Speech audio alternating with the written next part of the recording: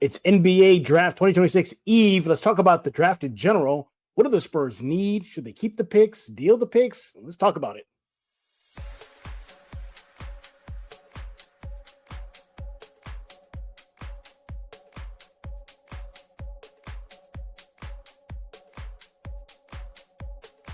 Happy Monday. Welcome back to Spurs in Focus right here on YouTube, iTunes. Where you can find it, YouTube Music, Amazon Podcasts, the list goes on and on. Spurs in Focus Substack.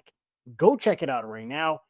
It's completely free. You just click subscribe and you are in. No need to pay anything. Go subscribe right now. Spurs in Focus Substack. I am Jeff Garcia, your host, longtime Spurs writer in San Antonio. What are we talking about today? Well, hello. It's NBA Draft 2026 Eve. Yes, tomorrow the NBA Draft gets going. Your Spurs have one first-round pick, several second-round picks. We're going to get into that. Just our overall thoughts on the draft, and then we'll get into what the Spurs, should they keep the picks? What do they need? What players have they been looking out for already? Yeah, we already have a lot of names that have popped up as far as pre-draft workouts. Do any of those kind of stand out? What is the vibe? What is the theme? So much more. Let's go and bring in our guest. He's kind of like not only a good, big part of Spurs in Focus, man. This guy, when it comes to college sports, he knows his stuff. He is back, everybody. Mr. Rudy Campos of The Sports Answer. He is on next at The Sports Answer. Rudy, this is your time to shine, man. You love NBA draft talk, college players, all that good stuff. I've been pretty decent at making certain picks and calling players out for the past, almost 10 years on social media. Yeah. So I don't brag about it at all. I just go with the flow and, I just study the game. Even international players. I like to study a lot of international players as well. If the 2025 draft goes all over again, does Dallas take Harper number one? Absolutely. Yeah. If they would have listened to me, they would have taken him number one. That's right. Can you imagine Flag as a Spur? And I think it was a win-win for the Spurs, right? Oh, yeah. Number two is win-win. Are we going to get Flag or Harper? If Flag is a Spur, I probably have them winning the title. Wow. He basically... he feels a need that a void that they needed in the NBA Finals. So exactly. Well, I'll just say what could have been, but anyway, I'm pretty sure the Spurs are happy with Dylan Harper moving forward, especially how he looked in the NBA Finals, just the postseason in general. But you know what? Let's talk about the future of the NBA. Again, the NBA draft is tomorrow night. Yeah, and your San Antonio Spurs have pick number 20 overall in the first round.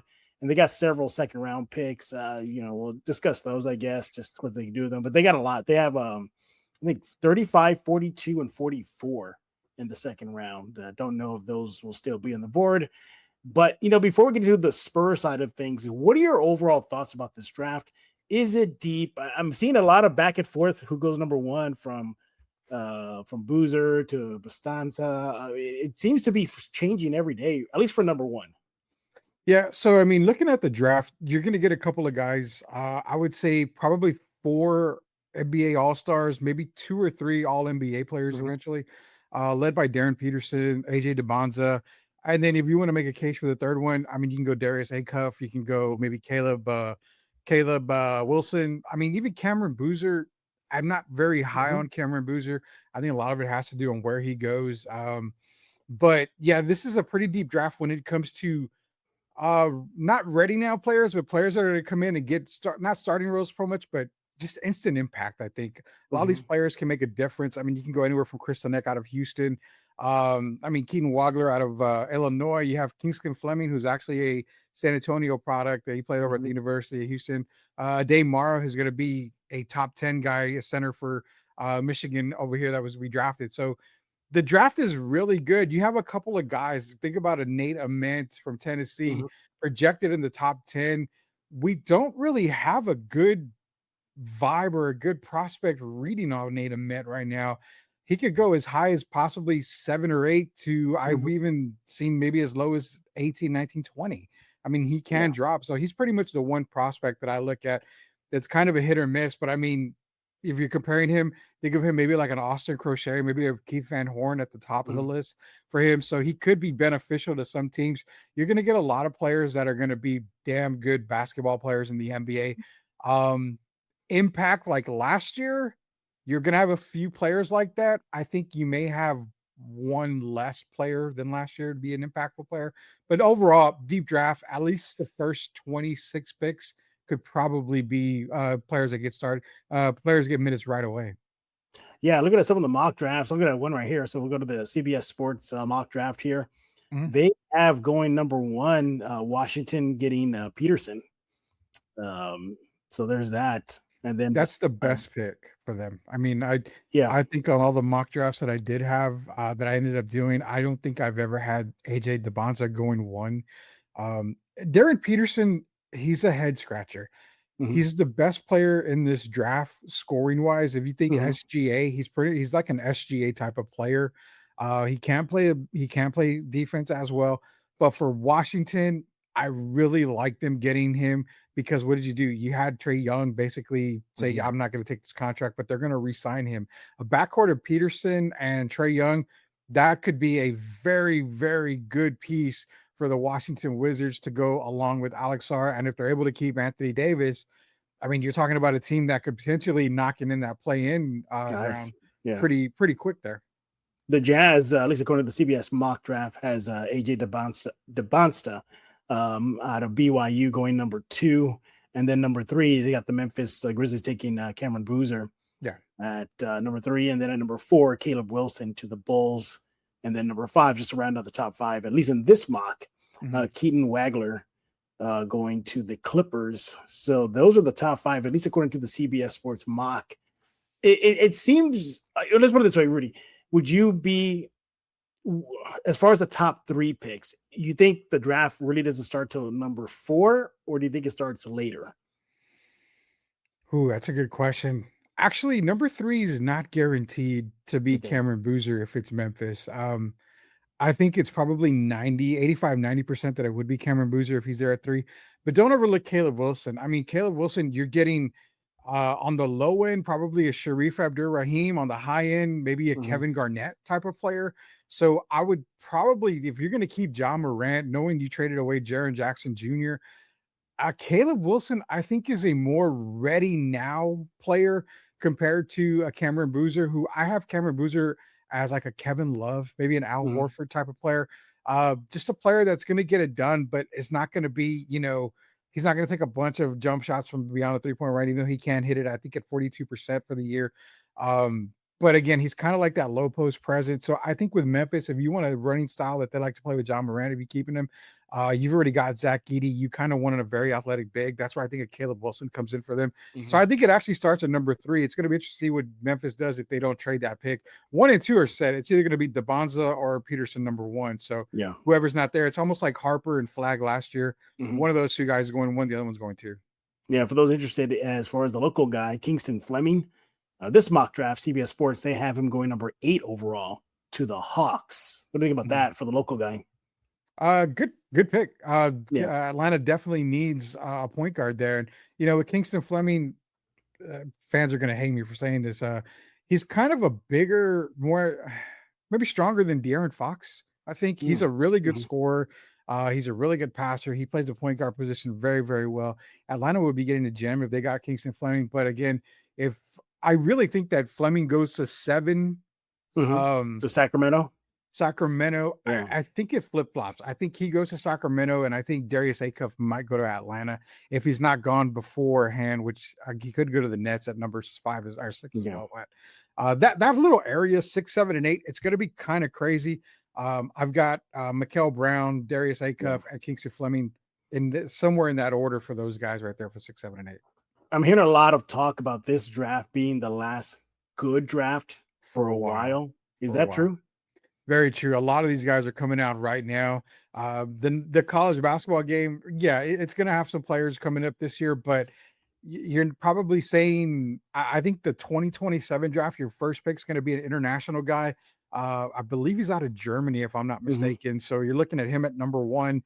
But not only that, you've also got a lot of college guys. It's just going to kind of be one of those 1999, 2000 years, Elton Brand, that kind of draft where Yeah. you got okay players. You can get instant players that are going to come in and be, all NBA, all NBA, all NBA. No, this will probably be the last draft we see for a few years where it's going to be potential all NBA guys. So right now you're calling it this is going to be a very good and deep draft, even reaching to number 20 where the Spurs are at. I've easily got 26 guys in the first round Nice. that can get good minutes with every NBA team. All right, let's talk about your San Antonio Spurs. Up next, after the break, we're going to discuss the Spurs at number 20. Or at least who should they target if they keep the pick? Should they move the pick? And what about their second rounders? So let's talk about that and more. Coming up next right here on Spurs in Focus. As the new leader of the Decepticons, I command you to subscribe to Spurs in Focus.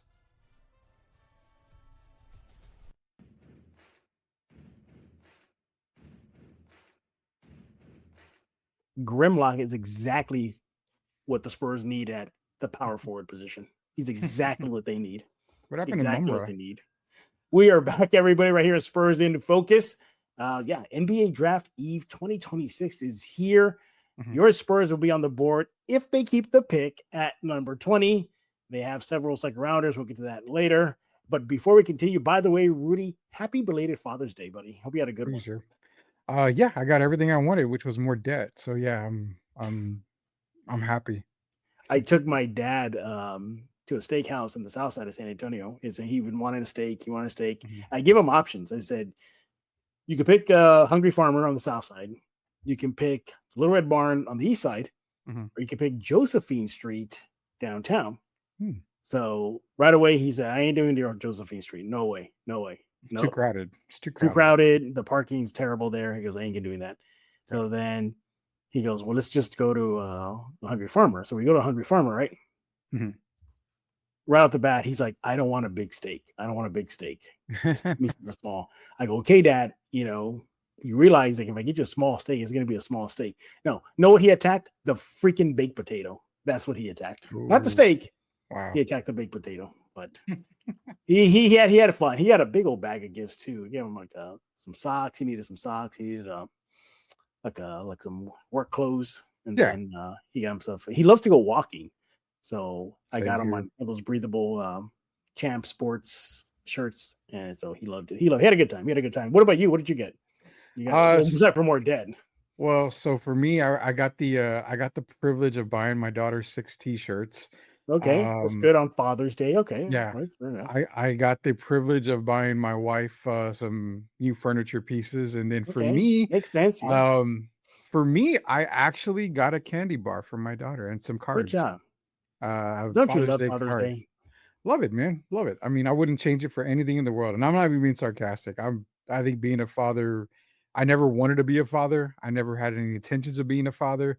My little one came along, and probably the best thing that ever happened to me. So No, that's that's a right. blessing. Yeah. I'm not a father. I don't have kids, everybody, but Mhm. shout out to my niece and nephew.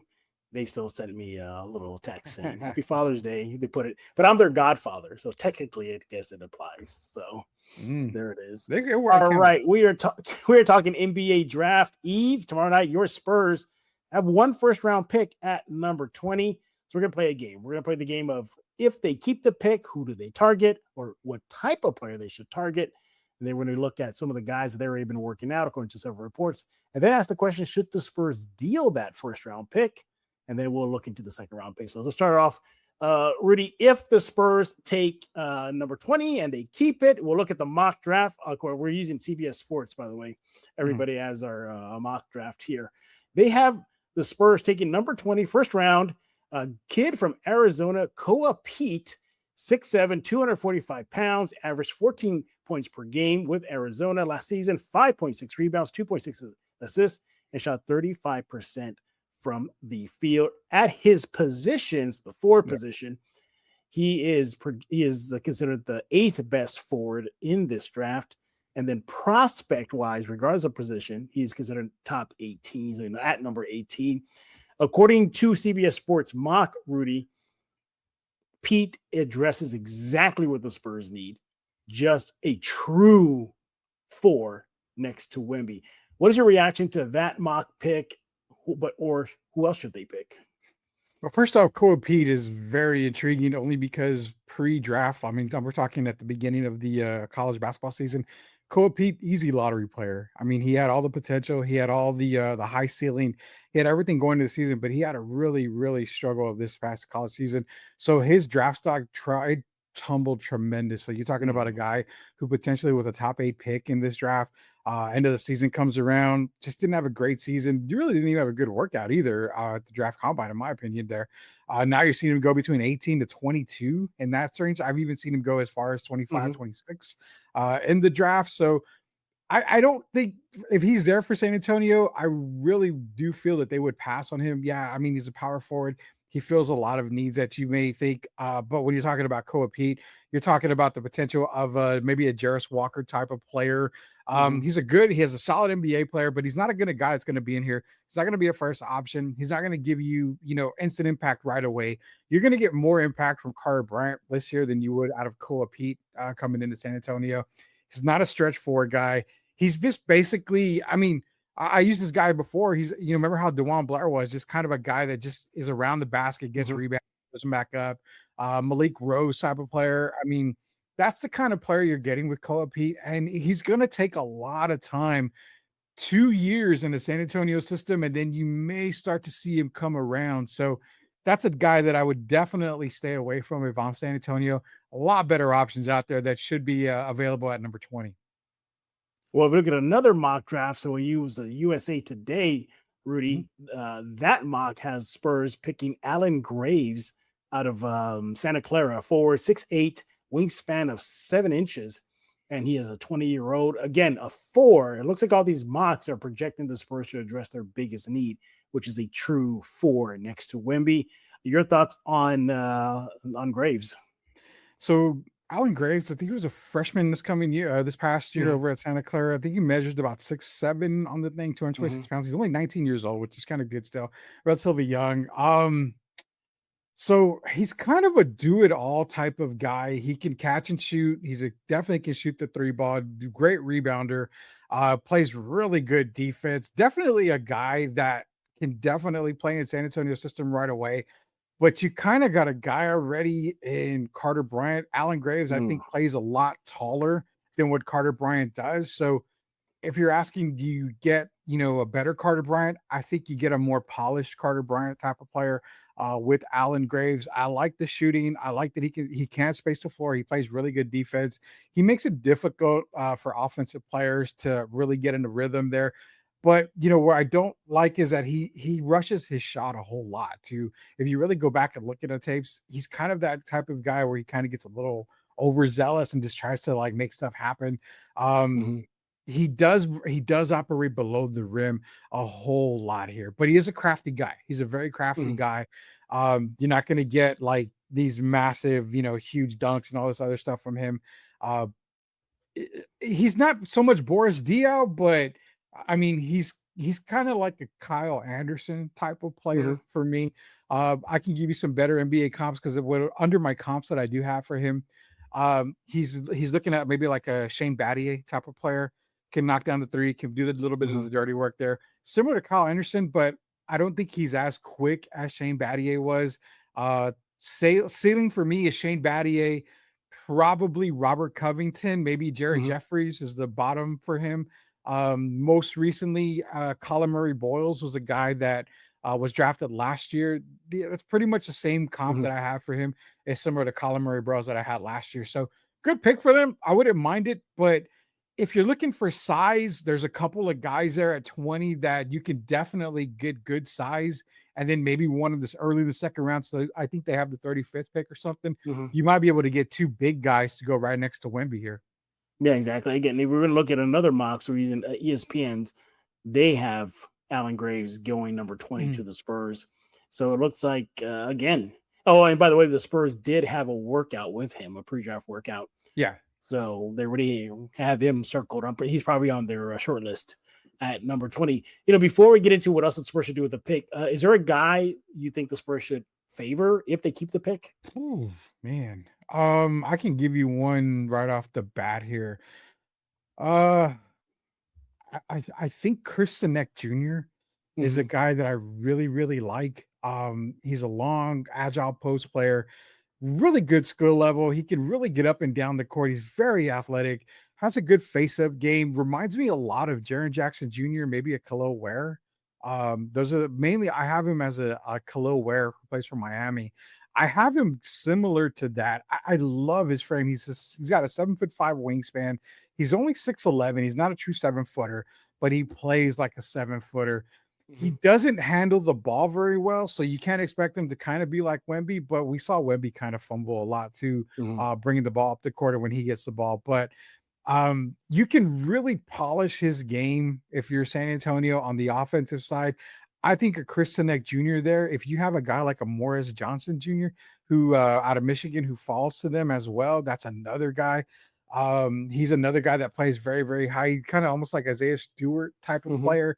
Does a lot of stuff down below, but one guy keep an eye on for tomorrow. If a guy like Jaden Quintance out of Kentucky falls, because this guy could have easily been top 14, maybe top 10, but due to injury, maybe I think he tore his ACL. So due to injury, he's dropping. But if he comes back strong and the Spurs are able to get him, I think at 20, if they want to take a chance on him at 20 and he pans out, I mean, Jeff, you're looking at probably one, if not the best defensive talents in this NBA draft. Reminds me a lot of like Jalen Duren. I mean, Nice. I think a backup like a Jalen Duren behind Wemby and even with a Cornet there, that would be really, really good for San Antonio because you don't lose that defensive presence that you do when Wemby's off the court. Again, he's not a true 7-footer, but his wingspan, I think, is 7'4", 7'5". So keep an eye on Jaden Quintance. There's a lot of other guys there that are going to be there. But again, those are the three guys that I look at there. If they get real ballsy and they want to trade down in first round, they can trade down maybe with the team getting the 28, 29 pick. Look at a Terrace Reed Jr. out of UConn. He's 7'4" wingspan, 6'10", 6'11". Again, just a big guy that fills the paint when Wemby's not in there. So those are the guys that I really look at that position. Yeah, some of the guys that the Spurs already have worked out pre-draft include Trey Donaldson out of Miami. He is a 6'3" senior guard. There's a guard there. Wyatt Fricks out of Marshall. Second round guy. Yeah, he's a forward. Yeah, it looks like they're probably looking at a lot of second rounders here. Again, Alan Graves, Will Kyle out of Syracuse, Robert McRae out of Florida State, and Ernest Ude out of Miami. You look at some of the other guys that they've already looked at ahead of tomorrow night. You're seeing a lot of mix of bigs and guards, So we know what the Spurs are targeting, at least with 20, is either going to be a big or a guard. But I think if they go guard, that's too much already. They got enough already. No more guards. Unless you're going to deal something, is in the works. But outside of that, I think they really should look to address their need at number 20. But, they always say, with your picks, you go with the best available and you figure it out later. But I think in this situation, they need to address the 4. I don't know if you do it. Well, that's a good question then. Okay, so what should they do with the number 20 pick? Okay, we talked about what they do if they keep it. But what about dealing it? Maybe they can address the 4 spot via free agency. We'll talk about that more later this week here on Spurs In Focus. And maybe packaging it. I mean, this is a team that has a lot of riches already. Why not trade up, trade down, trade for future picks? I don't know. Do you swing for the fences because this is probably the last deep draft for a while? So keep it. I mean, what do you think the Spurs should do outside of just keeping the pick and making the selection? I think probably what you're looking at is they got the talent. So I mean, you're talking about a team that's coming off of an NBA Finals run that kind of got a little exposed in some areas. You got to ask yourself: is a player at number 20 going to make you that much of a difference where you get over the hump against the Knicks? Honestly, no, not at 20. If you're picking in the top 15, then yeah, you could possibly get a player that can make a difference if you're making another NBA Finals run. But if it's me, if I'm able to get a proven veteran via free agency, then maybe I'm swinging for the fences at 20.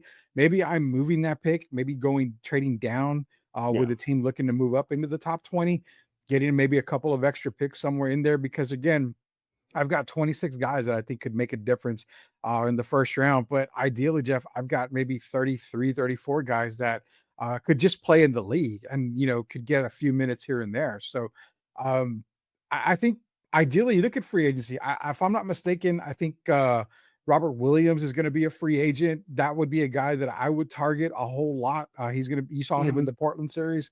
He can definitely stretch the floor. He's a guy that if you were to get Robert Williams, then you can move on from Luke Cornett.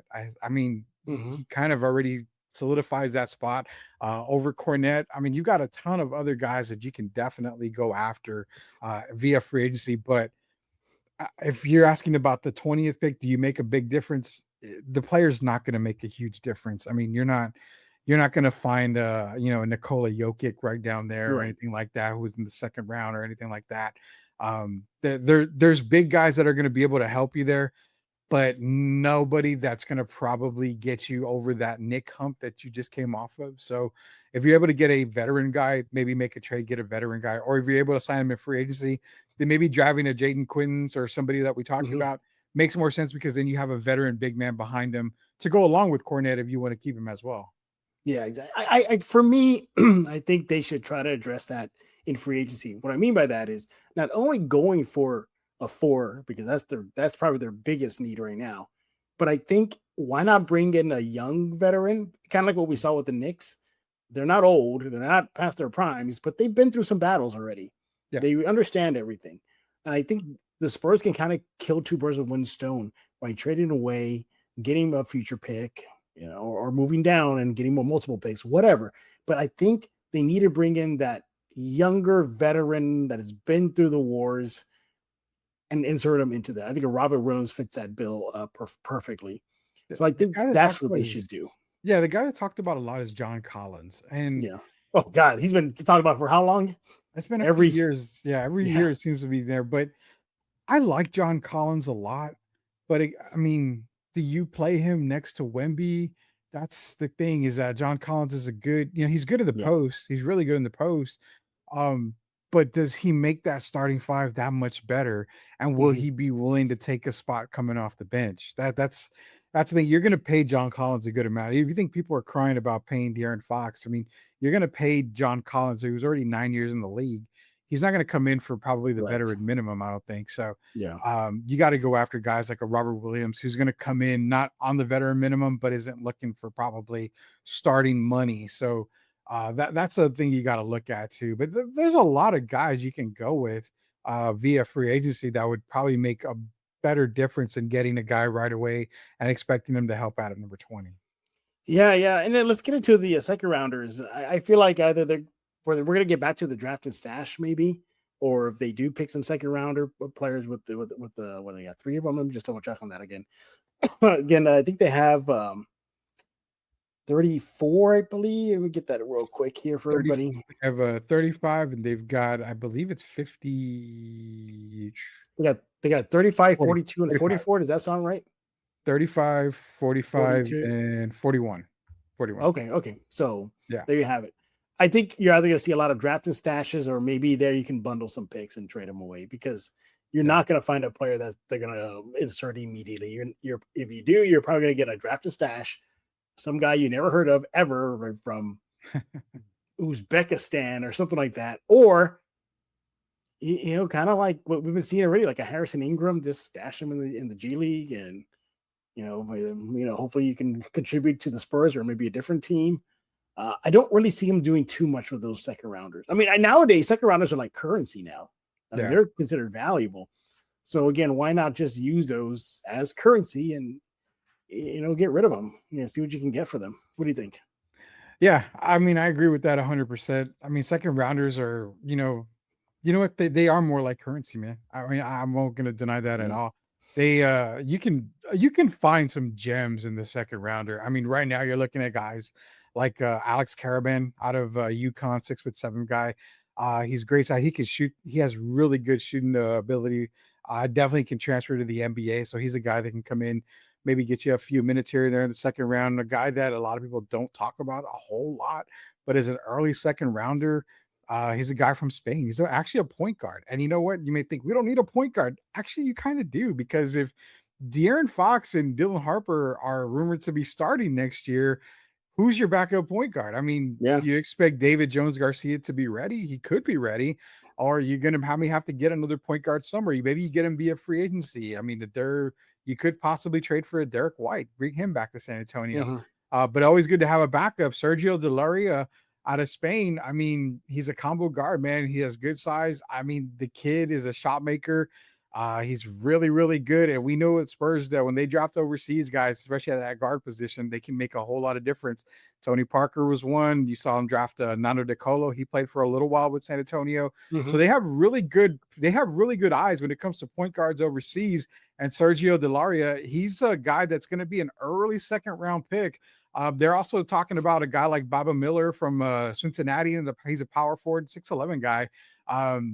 Really good upskill for Baba Miller. He's another guy you can see more like remember, I don't even remember Anthony Randolph, who played for the Memphis Grizzlies, but Mhm. he's right up there with the Anthony Randolph type of player. But again, he's more like a G League guy. So there's a lot of guys in that early second round where that 35th pick is going to probably pay its dues. I mean, again, draft and stash. You got Jack Cahill out of Germany is another point guard. You can get him, draft him overseas, stash him overseas for a little while. There's a lot of different ways you can go in that second round, but I would definitely not try to trade 35. I would keep it because there's going to be a good player somewhere in there that high in the Yeah. second round. Yeah, I just feel like again they just need to really address this more proven veteran presence over on the roster. They got to address the four. If it's through the draft, so Mhm. be it. But I feel like if they go through the draft, they're getting younger, and this is an immediate need for the Mhm. four. I mean, that was one of the biggest weaknesses that we saw in the Spurs during the playoff run. The Knicks exposed it at times. The Thunder did it at times. So there's it's give and take. Sure, you get a young guy, number 20, you address the need at number 4 at the 4 spot. But again, he's gonna have his learning curve. If the Spurs want to win now and get back to the finals, I think you can do that with bringing in somebody who's proven. Ultimately, Rudy, just stick with the first round pick. Okay. Do they keep it or do you see them moving it come tomorrow night? Oh, man. I think they end up keeping it. Okay. I don't I don't think if they keep it and they draft, it might be a pick for somebody else. Possibly, Yeah. you may see a trade later on.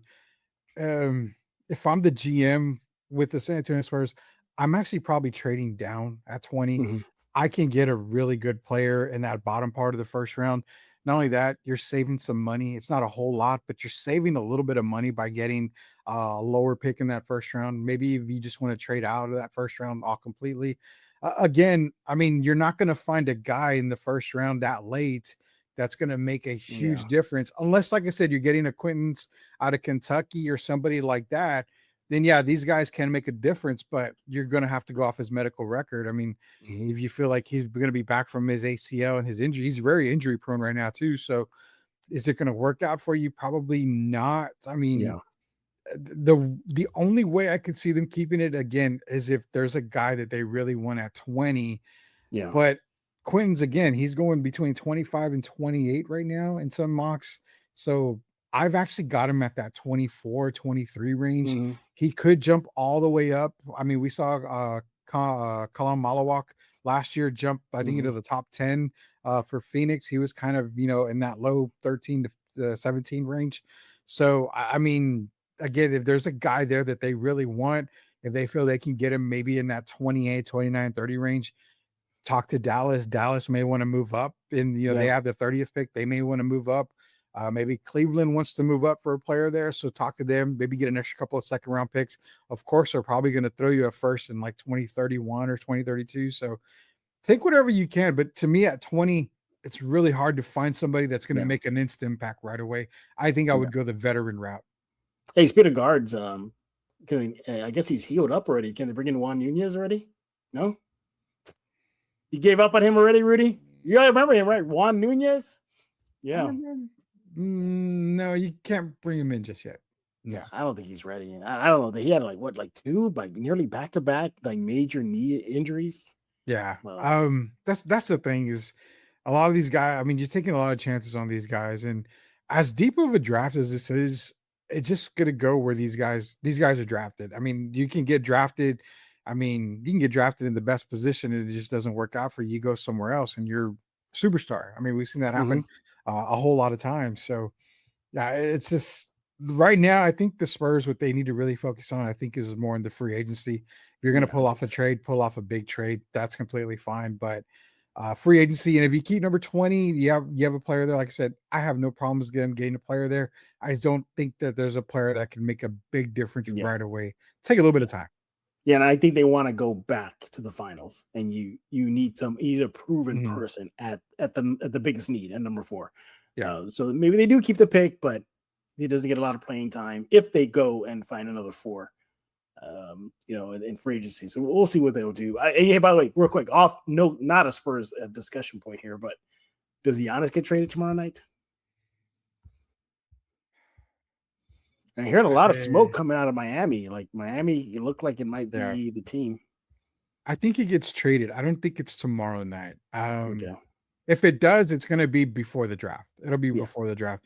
I don't think it'll happen during the draft. So we may see certain picks going, maybe confusing us a little bit, Yeah. like why'd they take this player here? When likely that starts to happen, there's probably a deal in the works, and then they'll finalize it later in the week.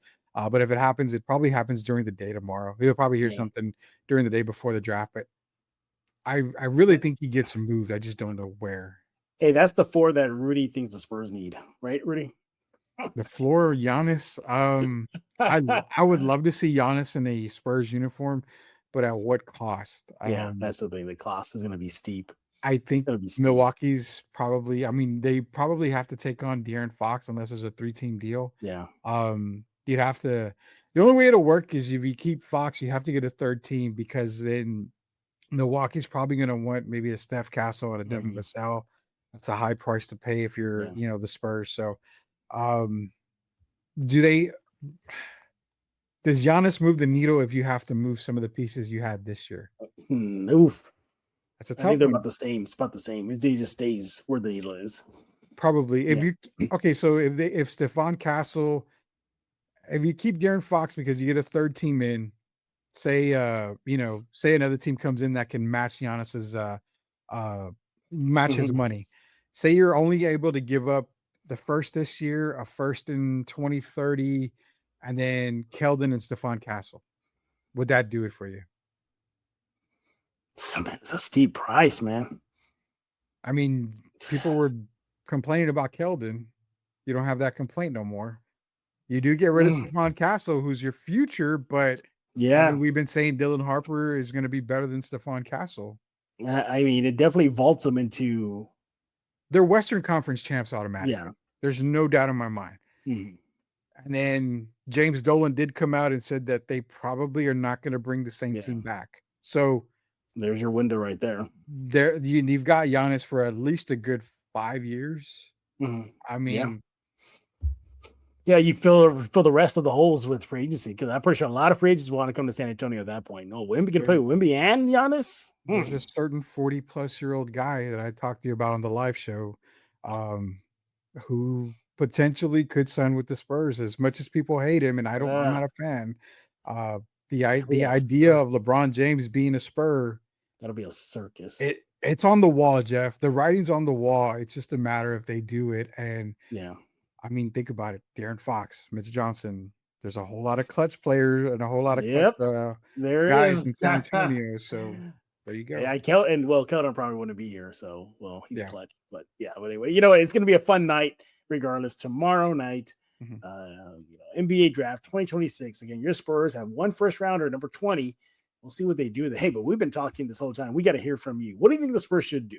Keep the pick, deal the pick, move up, move down, or if they keep the pick, who do you want them to draft? And any thoughts on the second rounder picks? Let us know. Let Rudy know on X at The Sports Answer. And you guys been busy lately, man. What's going on over there? Yeah, we actually missed the show last week. We had some stuff that came up, but yeah, every Friday it's myself and Derek Irvin. It's kind of the off season, so we're going to get a lot of NFL talk. Obviously, we'll talk a little bit about the draft. We may break down a little bit here for San Antonio Spurs off season as well as NBA off season. We're going to have a couple of shows every now and then. We may do some live ones. We may do some recorded ones, similar to what we do at Spurs in Focus. Draft picks, maybe some offseason stuff, kind of gives you guys a little bit to think about here. And then of course, I'll be doing more work with Jeff in the offseason as well.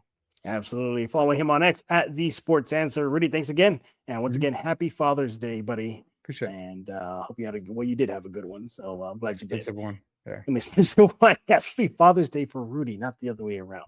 Mm-hmm. So, by the way, real quick, I'll think about my dad. So during the Father's Day brunch, I guess, Mm-hmm. you were talking about the Spurs and everything, but I brought up, I go, hey, Dad, well, you got the Cowboys to look forward to. Oh, that set him off. Now, Why would you piss off your dad on Father's Day? Come on, man. I thought he'd be excited or Yeah. something. I go, hey, Dad, we guess you look forward to Cowboys, starting their season. He's like, they got to get rid of the QB. They got to get rid of him. He ain't it. And then that's it. Forget it. Man. Dinner took off. Yeah, he got mad. I would say that Dak Prescott gets a lot of hate, but Yeah. I mean, I'm not a Cowboy fan. I'm a fan by marriage, but I will say that Dak Prescott is probably the best fit for them at quarterback. It's just when you score points, but you give up more, you're going to lose a lot of the game. So it's more defense than anything. They can get that scored away, then they could probably be a contending team this year. So. Well, what killed it for him is last season. He said last season they provided him everything, and they still did.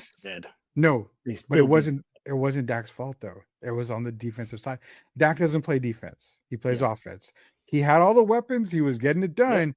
But when you can't stop another team from scoring, a la Dallas's biggest problem for years, you're going to lose majority of the game. So if your dad, I'll tell you what, if your dad's a Supergirl fan, Jeff, I will say that I caught a sneak peek of it. And yeah, I think DC is back. I will say.